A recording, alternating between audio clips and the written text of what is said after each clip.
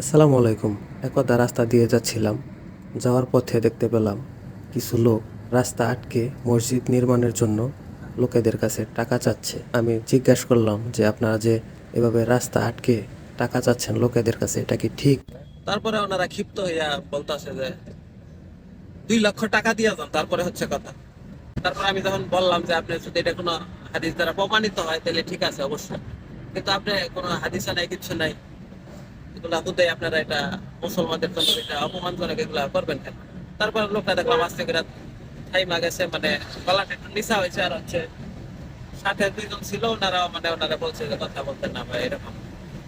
পরে আমি চলে আসছি। আসলে দান হচ্ছে এটা একান্তই ব্যক্তিগত ব্যাপার, দানটা মন থেকে করতে হবে।